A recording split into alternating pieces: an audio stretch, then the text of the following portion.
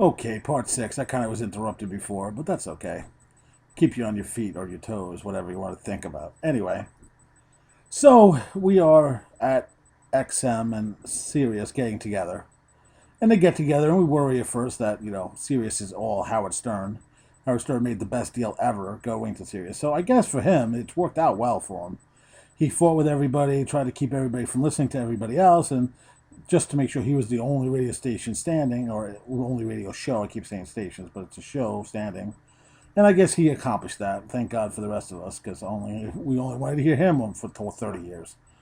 But anyway, he's still on. He only works like 4 days a week or something on Sirius, and thank God that they didn't get rid of Opie and Anthony because they merged, and it seemed like Sirius took over XM more than XM took over Sirius. But it could have been a problem, but it's not. So that's a good thing. So they're both on. They both. Since I've been an XM listener, I would have to pay more to listen to Howard Stern, which I'm not doing because I got bored of Howard Stern, and I don't need Howard Stern when I'm listening to Opie and Anthony. They do a much better show, in my opinion. And it's just because they still care about their show. And it's fun because they let people have fun, so they have fun. Surprise, surprise, interesting radio. I mean, it doesn't take, rocket science to do this. And, but you have to be funny, at least. You have to be gripping or something like that. So you are. So they are.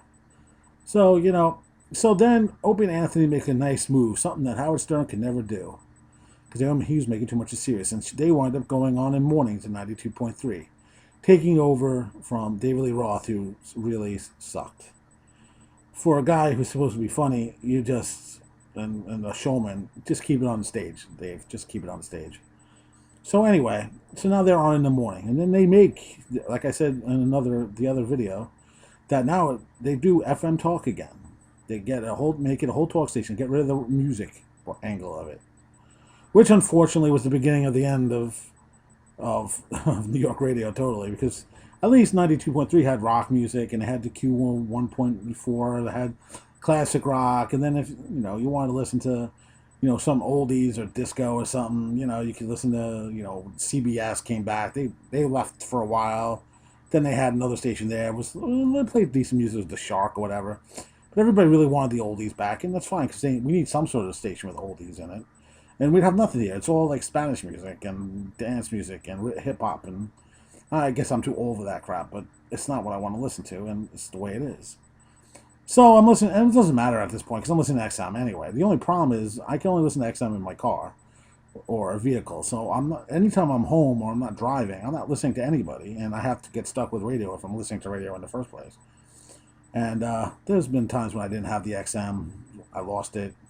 It was stolen. I had a fire in my trailer, which took it away. Whatever the case may be, I'm listening to them now. I still have XM now, and I'm listening to the show. And it's just sad because I think people that liked Opie Anthony just didn't go to satellite, and people who listen to Howard Stern didn't go to satellite. And satellite is still going to be a tough one because you have to pay for it, but it's worth every penny. I tell everybody I know it's worth every penny. And now, if you listen to them, all the stations that some of the people that Howard Stern fought with are on his station now, because he had to find people to put on his station, especially since he only works 4 days a week. So how much content can he have? Opie is doing now a 5-hour show, and they started doing that because they were doing half the show at 92.3 and then the other half. So they actually got into Howard Stern's spot. And they did that for a while, but unfortunately, New York radio likes Spanish music, I guess. New York people like Spanish music, and their ratings are just, they were good, but not good enough for the whole station, and they needed the whole station to be good to stay on. They tried to put other people on. They had like, not Giraldi, what's his name? Nick DiPaolo was on. He was good. They had a Penn, Gillette. Oh my God. Okay, I'll go to the next part.